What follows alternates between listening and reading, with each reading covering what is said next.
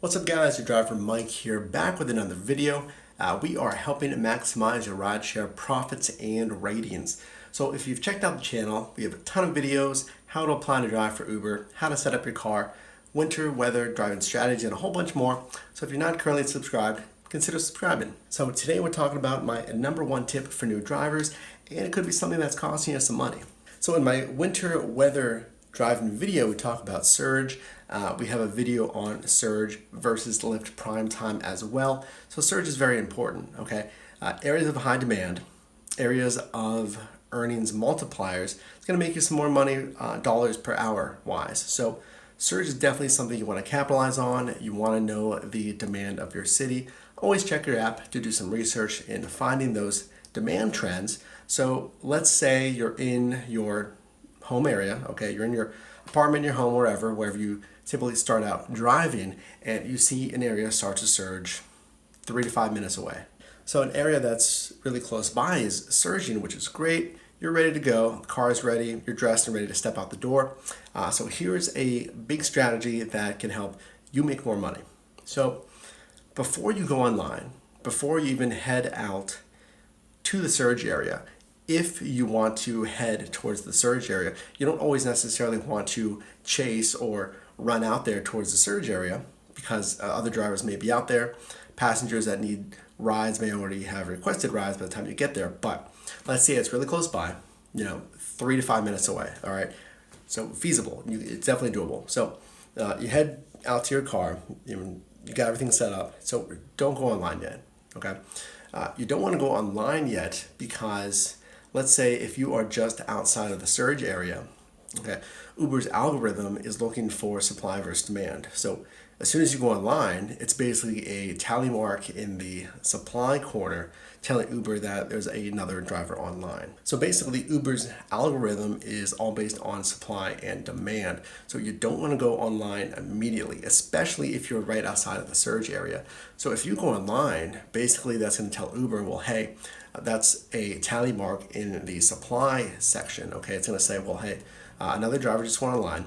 Okay, and then another driver just went online, and more drivers go online, and that's going to put the imbalance of that ratio off. It's going to say, okay, well, now there's more drivers and there's less passenger demand, so that's going to lower the surge rate. Okay, so again, you don't want to go online immediately, because if you do, it's going to increase the amount of supply of drivers, and it's going to throw off that ratio of that imbalance to have more drivers, less passenger demand, and lower surge rates. So what should you do?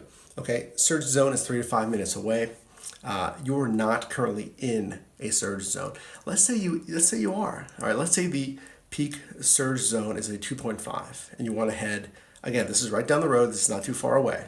Okay, because if it is far away, if it's greater than 5 minutes away, then it may not be worth your time because a lot of other drivers are going to come to that area and the passenger demand is really not going to change unless this is a big event.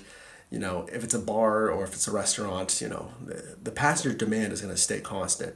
Okay, so 3 to 5 minutes away, you can do that. So you don't want to go online, if you're right outside of that surge zone or if you are on the fringe of the surge zone. Let's say you are in a 1.5, but you're trying to get to that 2.5. Still don't go online, okay?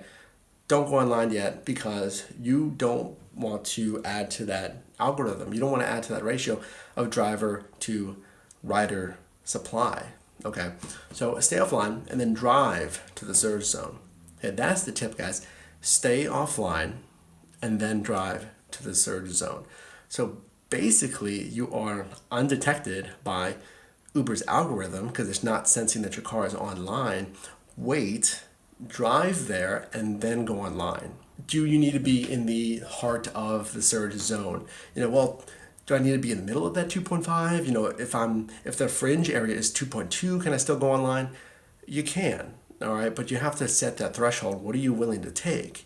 Okay, now we talked about if your current, if your house or apartment, if that zone is 1.5 and that's what you're willing to take, you can do it. But I suggest you want to take something that's at least a 2.0 or higher, or $2 a mile or higher. That's really ideal. Okay, remember, general car expenses are 54 cents a mile. So if you take something that is at $2 a mile, that's going to get you a lot more profit. So I would say wait for $2 a mile, wait for 2x or higher, and then go online. So you're offline, you're driving in the surge zone. No, you don't have to wait until you're smack dab in the middle of the surge zone, because you are playing that supply and demand game where drivers are coming to that area. Okay, if there's a high surge zone, drivers are definitely coming to that area. And again, it re-emphasizes the point where you don't need to drive more than 5 minutes to a surge zone, because other drivers that are closer are already on their way to that surge zone and are going to outpace you. They're going to get there before you. They're going to take those rides and the surge is going to disappear. Okay, so stay offline. Keep the surge zone goal within 3 to 5 minutes away and no more. And then when you do drive there, stay offline and then go online once you're in a 2x or about $2 a mile. All right, so let's talk about, well, what is that going to do to the area that I was just in? If drivers flock to the new surge zone, what's going to happen to that area around the surge zone that no one is in, because they all came from those areas and came to that surge zone?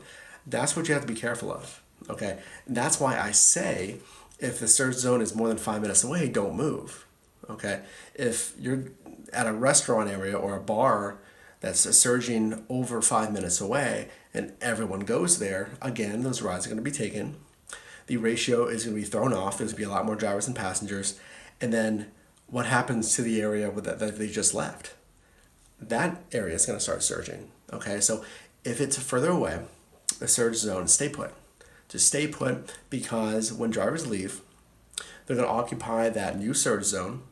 The ratio is going to be adjusted. The passengers are going to get their rides, and then your area is going to start surging.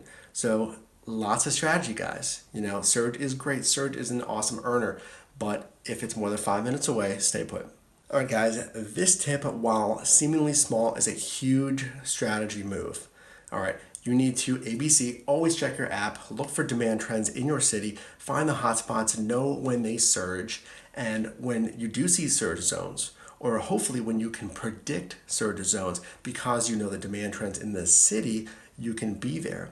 Now, when you go there, remember, stay offline, because you want to optimize the surge that you're going to take, which is going to optimize the dollars per mile that you're going to get.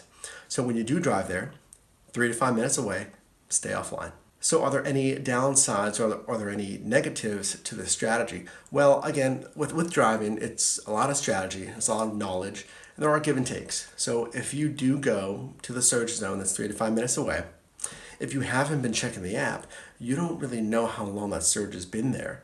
Okay, there's a lot of high demand, 2.5 or whatever it may be, but how long has it been there? Okay, if it's a party that's letting out at a restaurant, so you have X amount of demand from the restaurant area, and then a big group that gets out is requesting rides as well, that's going to create a lot of demand, but there's not a lot of audience to pick from. It's just another group that caused more demand. So versus if it's a large event, if it's a football game and you have 70,000 people going and even 5,000 need a ride, then you can anticipate that surge lasting longer. So if you haven't been checking the app, you need to guess, well, what time is it and where is it coming from? How long has that surge been there? Because even though it's 3 to 5 minutes away, other drivers may already have been there taking rides, and that surge may disappear quite quickly, even though it's only 3 to 5 minutes away. So that's why you always need to be checking at least as much as you can, or just to get that knowledge to get those demand trends.